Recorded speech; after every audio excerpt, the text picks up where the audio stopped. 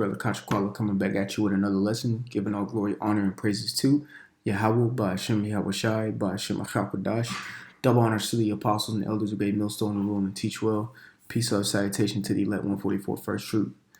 Got an article here from the New York Times, and some stuff that me and Akim in our camp been talking about. I'm pretty sure other Akim who are consistently keeping up with prophecy are talking about as well. So Biden and Putin had a 2-hour virtual summit meeting, and it was pretty much going into the Russia invading Ukraine coming up here soon. So I usually don't really read articles, but actually I'm gonna read a bit of this because it brings a little bit of understanding here. Okay, so it says President Biden said a Russian invasion of Ukraine will result in heavy economic penalties for Putin in a tense meeting. So, first off, I'm going to say this. Putin doesn't give a rat fucking shit what the hell dementia-ass Biden got to say to him. And he doesn't give a shit what sanctions you put on Russia, because Russia is still going to make its moves, just like we've been seeing in these last, couple of years. Still making moves regardless. So it says in Washington, President Biden warned President Vladimir Putin of Russia on Tuesday that an invasion of Ukraine would result in heavy economic penalties for him and lead to NATO to reposition its troops in Europe. Measures that he said will go well beyond the West's response to Russia's annexation of Crimea 7 years ago. Says in a 2-hour secure video conference that American and Russian officials both described as tense but occasionally pierced by humor.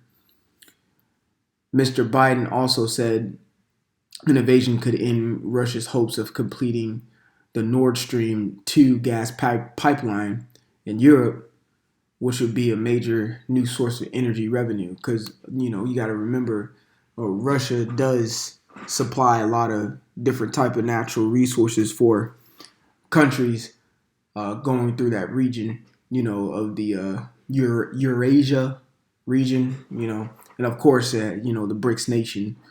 That would be good for the BRICS nation as well. And Biden is pretty much threatening Putin to stopping that gas pipeline. Also threatening, to pretty much intercede or try to intercept the invasion of Ukraine. But guess what? This is all a part of prophecy. All right, so I'm going to get a classic one here. In Joel 3:10, it says, beat your plow. Verse 9, Joel 3:9, proclaim ye this among the Gentiles.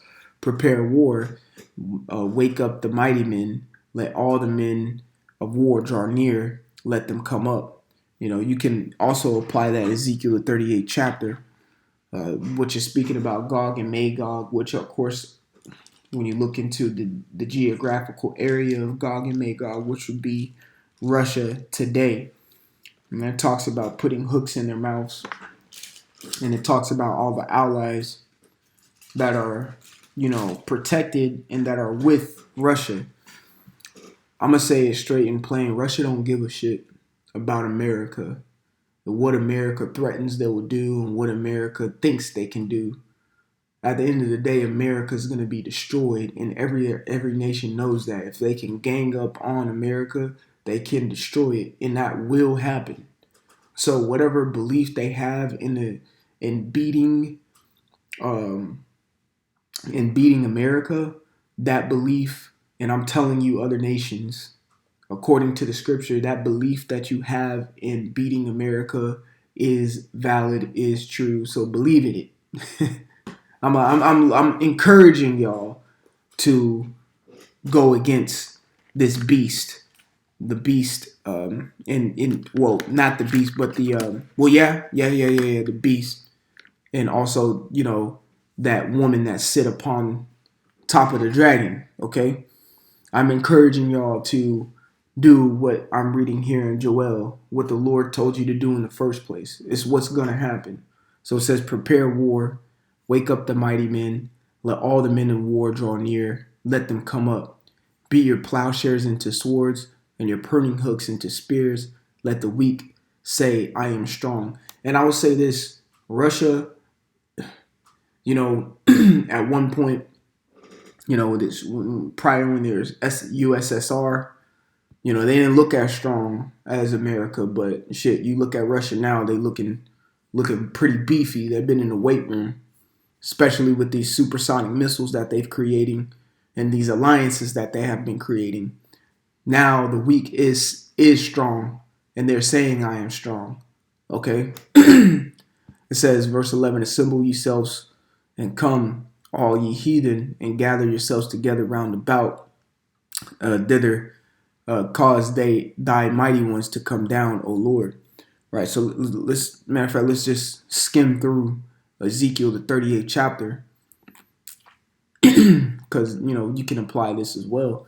Ezekiel 38:1, and the word of the Lord came unto me, saying, Son of man, set thy face against Gog, the land of Magog, the chief prince of Meshach and Tubal, and prophesy against him, and say, Thus saith the Lord, power, behold, I am against thee, O Gog.